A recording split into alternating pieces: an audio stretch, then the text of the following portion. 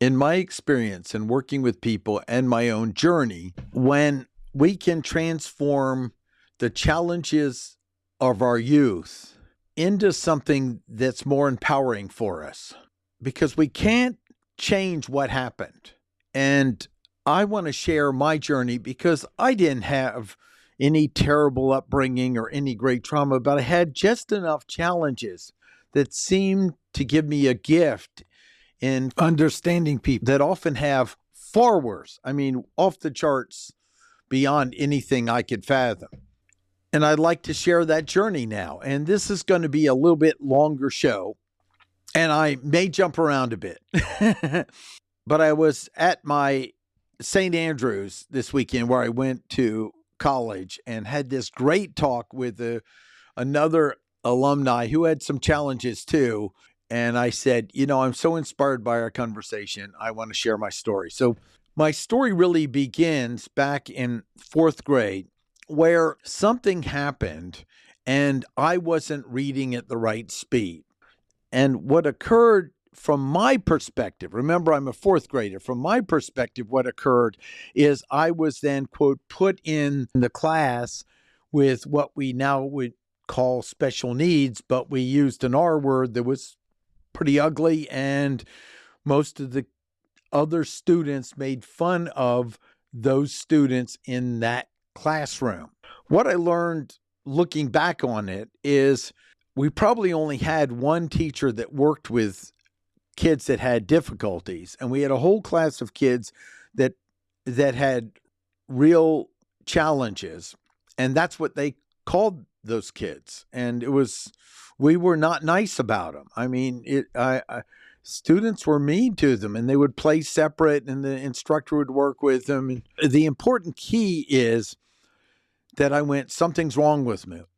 And it really had a big effect. And chances are it's the only person who could do something with someone that had some reading challenges. But I remember my mother going to the principal and raising her voice, and I was outside, and she says, "Have you ever seen him interact with adults?" I don't know what the discussion was, but she's going, there's something else going on here just because he's not reading up to speed. I'm so blessed that I had a mother so like this, but many didn't. And I just want to acknowledge that. So then she took me to a place she found called GW Reading Clinic that did IQ tests and evaluations and everything else. And apparently I did some type of IQ test. I don't know what it was. It was something over 140. I don't know the details, or 45. So I just don't remember, nor do I care, because I really believe they're multiple intelligence and they only test one. And I just think there might be some utility, but I'm not sure. But what she determined was that I had something called dyslexia, whatever. It really hadn't been distinguished much. Remember, I'm 65. This is a long time ago. And that led to them needing to have me repeat the fourth grade. And they thought it was best for me to possibly go to another school that might allow for more attention. And there was an affordable private school called Woodward School for Boys. Boy, what a wonderful experience I had. It was downtown Washington, running 2 stories in the YMCA downtown. Met some of the best friends. It was more of an affordable private school. So often, like DC police officers that had kids, they were upper middle class, but not real wealthy, were there. So it was a real working class, but a little better off, that sent their kids there. And then what would occur is I would get out of one class and I'd walk to the GW Reading Clinic and get some type of tutoring. The challenge is I made a decision in my mind. There was something seriously wrong with me. And this is where these aren't all bad. This is the key, where don't always realize that something that might be a wound isn't bad, because I see it as the greatest blessing that ever occurred. Because I made a decision, something's wrong with me. And what I think happened is then my intuition went up, or my listening to other people. And then I started developing a compensation of trying to prove I was smarter, but I inside felt I was just literally, I think when I really reflected on it, I felt like internally, later in life, like I'm too stupid to be alive. Men in white coats are going to come through that door and say, sorry, you're too stupid to be alive, and come away. And this was a deep kind of unconscious wound that I didn't discover till later in life. But I put on a good show. And so around, I think 30 or something, I started doing more personal development work and really trying to uncover what's going on, because of course I perceive myself as profoundly broken, and I'm trying to hide the features and compensate. I compensated with humor, which is now a blessing. I compensated all types of things. There are great stories about that. I mean, even in high school, because I had such a learning challenge, world geography class, somehow I enrolled my world geography to allow me to write a buying guide for hi-fi stereo instead of world geography. Now, if you look at the mechanics, the amount of work that went into one versus it, first of all, what a brilliant sales pitch. I mean, that I pulled off. Not that I'm really proud of it, but if you think about it, that I did, that's amazing. All types of stories like that as went along. And that also let me, ultimately, we tried to get into some other schools. I went to a congressional school. Didn't match for me. That was a much, much wealthier crowd. And I just didn't identify. Like I said, I seem to identify more with really the more intellectual, quirky kids and adults was my thing. But then I got into a place called the Field School, whole nother story. I taught holography, all that stuff. But what I want to talk about is the uncovering of how I had built my identity as broken, and that I realized that many of us build an identity at an age of something like 5, 6, or 7. This isn't original. You can find it in systems. And my blessing was, because who I identified with was, quote, broken. Actually, it was more specific. I realized my statement of identity is I'm confused. That's what I uncovered. So if I'm confused and I feel broken, I have to fix myself, then I'm on an ever-ending path of trying to fix broken. And I read every self-help book. I was trying everything. I tried some therapy, but I thought it's a cycle that I'll never get out of, because the peak of the identity was I'm confused and I'm broken. So through many things I did, I can't list all the specifics that had the influence. I realized I need to invent a bigger box to live out of, something bigger that was more empowering. I remember when my practice marriage ends, I hit a low depression. And I think it was before it, because my former wife said she no longer would be married. And long story, wonderful human being, but just didn't work out. But I remember being like, I must be able to do something. And I had no confidence at all. And I go, I got to start with something. There must be something I feel I competently do. And what I came up with during this dark time is, this sounds funny, but I can open a door competently every time. I said, I got to start with something. You know, you grab the doorknob and turn it. Now, unless you've struggled with some things, it's really going to probably make no sense. But you got to dig your way out sometimes, one piece at a time. And so that was one of them. I can turn a doorknob and I can open the door competently. And I went, okay, then if I don't like this, I'm too stupid to be alive. This, if it's true or not, it doesn't work, because I somewhere in that time through the divorce was, I mean, seriously, like, I don't want to be here type depressed. I won't go into details, but I got my parents, I got to take care of them one day. So that's got to keep me going. And in that deeper place, I came up with the idea, what if I'm kind of below average, a little bit stupid, but at times I do smart things. I went, okay, we'll buy that.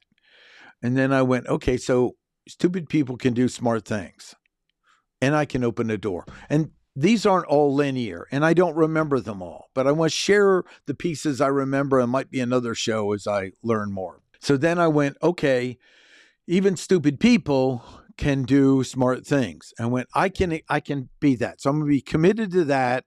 And then I did a lot of work on, okay, well, if I'm not too stupid to be alive, what do I want my life about? See, not everybody needs a mission in life. they don't. And that's something I've learned coaching. They need different things. Some, the expression of beauty, some, a question to live out of. It's not all black and white. But we need to find the right thing that gives us meaning if we need meaning. Some people don't need meaning in life. They're all different ways. All right. So what could I make my life about? And this is where I was on the journey. People said I'd be good as a coach. And thanks to the person who activated that, it was in a neuro-linguistic programming class. And one of the students, she said, I think you'd be really good at this thing called life coaching. Never heard of it before. I was doing computer support for IBM. That was my field. People would say that I'd say things that changed their whole life or gave them suggestions. I discounted that because my job was to fix computers. But I did know I was excellent at taking care of problems. And I, in fact, received the IBM Mean Service Award in 11 months. It takes most people 11 years. I just had customers volunteering, sending in letters of how great it was to work with me. But when they talk about the aspects of comments while I was working with them, like, well, if you want to do that, why don't you at least try horseback riding and see what comes of it, or something like that, little things. And they'd say how helpful it was. So then I thought, well, if I'm not smart enough to be alive, I got to get a game bigger to live out of, because I realized what our unconscious identity is really critical, because that's kind of the paradigm we live out of. And the peak of mine was too dumb to be alive and confusion. I go, doesn't have much utility. So I ultimately came up with the idea I ultimately came up with, I'm going to make my life about supporting people as a catalyst to live lives so meaningful that on their deathbed, they'll be moved to tears by their own life. And I like the word catalyst because in coaching someone, my goal is to be something that's involved along, but work with them so they build their own structure, so they aren't dependent on me. So I like a little interjection that when they execute and communicate, which is key, then I'm able to make those little pieces and set them up. And with most of my clients, it's a finite amount of time. Then we go, you're good. We set up structures, go have a great life. So that's why I came up with. Now, that doesn't mean I advertise that or anything else, but that I went, okay, now I need to identify as that. And I noticed what I did is, in analyzing my psyche, I noticed what I did is I associated with failures. That means associated means like it's happened in my body, and I disassociated with acknowledgement, success, or anything else. Like someone acknowledged something and went, yeah, but they don't know what a loser I am, something like that. And I went, I've got to reverse these. I've got to start associating to the acknowledgement and disassociate to the criticism, because some might be good criticism, but if I make it the core, then I don't learn from it. It just puts me in a loop. So I thought for a year, I'm going to take on associating to acknowledgments other people gave me and attempt to, if I feel like it's me, pull it out of me and look at it. Like, that's what they said. What can I learn from this? Is this something all about them, or is there something here for me to learn? That's what I call the disassociated version, which took about a year of practice. And none of this is perfectly linear. I'm just sharing my journey along the way. And that was really important. Then when it came to how am I going to associate with a new identity, I realized what I did is when I did something associated with what I viewed as not smart enough or stupid or confused, I went, there I am again. So I'm going, okay, I've got to associate when I do something that I see as smarter, thought through, or aligned with my mission that I've stated already. I need to go, that's more like me. And in fact, I even thought of writing a book called That's More Like Me. You see, that's the association. Because if you associate automatically with the negative, then you just keep building on that negative or what doesn't support you, because it's information. It's the interpretation that makes it negative. So then I went for that's more like me. So if something worked well and so forth, I'd say that's more like me. That's more like me. And this is almost like playing tennis with an opponent that never leaves, and you really don't want them to leave. So this is not linear. I like the movie A Beautiful Mind, if you saw it, and I hope I don't ruin the plot for you, but he has hallucinations that never leave, but he loses interest in them. That's the way this works. It's like that conversation, something big happens in my life. I certainly didn't see myself as someone comfortable speaking in front of large groups, which I've done and everything else. And sometimes it'll come up. I'll get ready to do something. Go, well, you don't know enough. You aren't, I go, oh, thank you very much. Is there something here I need to know or what? Or do I need to just go to my commitment, not my feelings? That's why I'm such an advocate. See, feelings don't have a linear, consistent quality, but commitment does. A commitment can be a word, a phrase. So whatever feelings occur can be witnessed instead of being run by them. So then I started identifying with that. And that's another piece that helped. Along with that, I had challenges. My mother said, you have dyslexia, but you don't have AD. So as an adult, I got evaluated. And some guy says, well, you kind of have off the charts ADD. You need Ritalin, all this. And I tried it for a while. But the problem was I saw potential of addiction to that. And nothing wrong if people are using this and it helps them. But I really have had a commitment. Can I not have to deal with this? But it really was helpful. I think it was Ritalin or something I tried for a while at the time.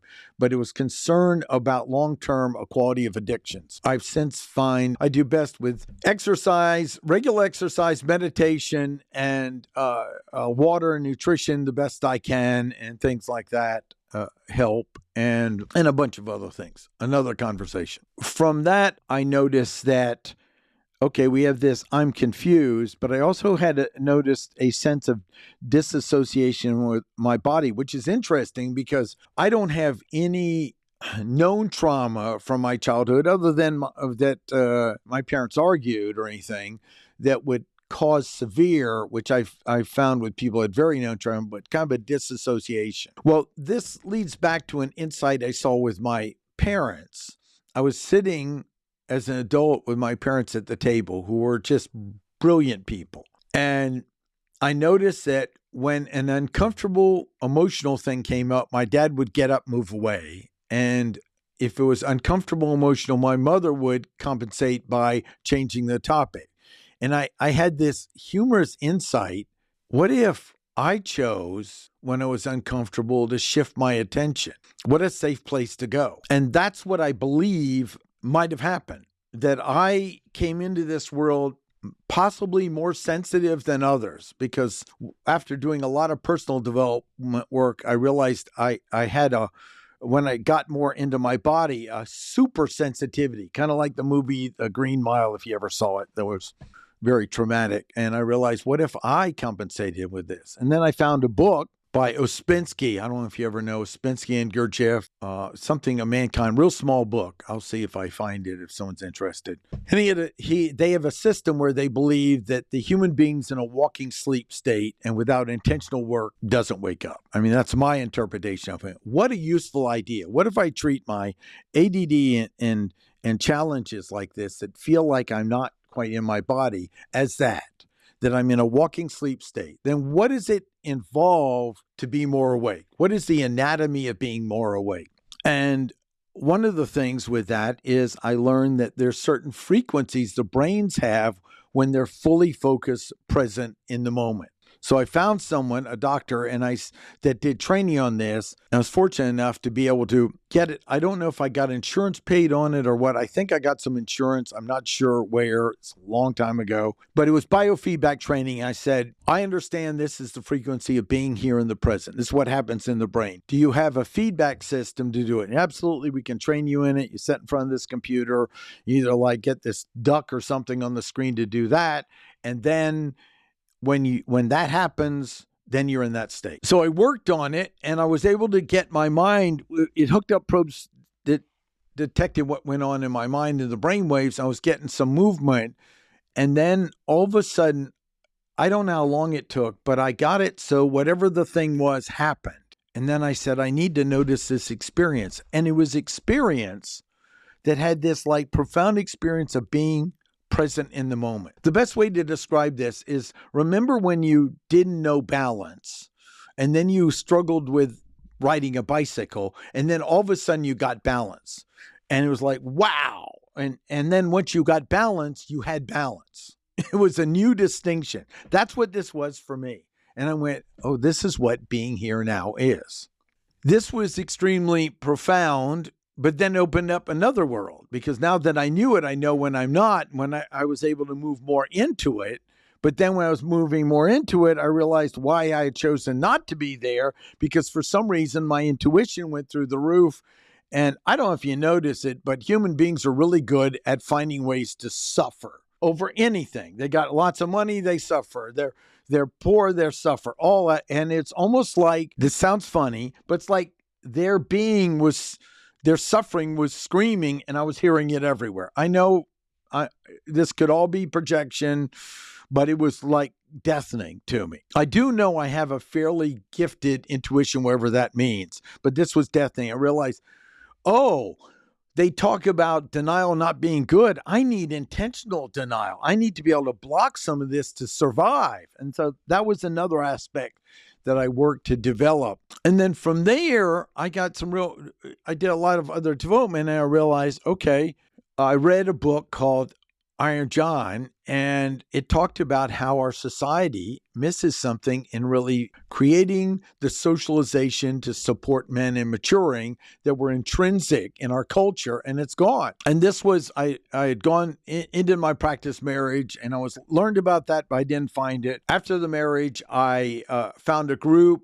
I wanted to build up potentially my own side business and coaching, but I was still working as a contractor. I found a group called the Samurai, Accountability Team, and I joined that. And a guy named Fred Boyles, I started talking to him, giving suggestions. And then I talked about reading Iron John by Robert Bly, and he says, hey, I know what you need. I have a men's training. It's at the end of 3 to 6 months, and it is the Sterling Men's Weekend. I want you to come to Los Angeles and join me for it. And that's a whole nother story, but an interesting one. And I said, sure. He says, the only thing is I'm going to support you in raising the money to do it. You can't just put it on a credit card. I went, okay. So that's a whole nother story I'm not going to cover here, but that's the journey that led to the Insight Initiatives with Men, helping out with the proposed White House Council on Boys or Men, led to leading a men's group for 12 years called the Men's Inquiry, then the book Finding Our Fire, and now the next one is going to be Taboo, the Lost Codes of Men. I even, just so you know, tried to start a women's group version, and women said, we'd like you to lead it, and I did. So I even led for a while. There's a recording somewhere of me leading a women's group inquiry. I know it sounds strange, but this was many years ago. Out of these, I realized I have to create, this mission was core to create an anchor for who I am, so that when I move into another person's paradigm, I have a home base to go to.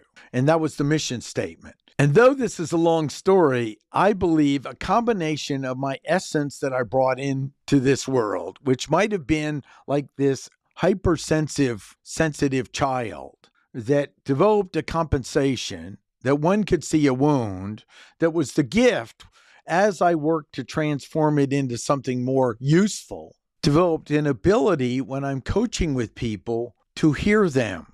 Now, it's to the degree they let me in to hear them, but I'm very adamant in respecting their space and hearing and understanding what I call their model of the world. How do they experience the world? Because we all have our own paradigm. We're all looking at the world through different paradigms. It's like a thumbprint is a unique pattern.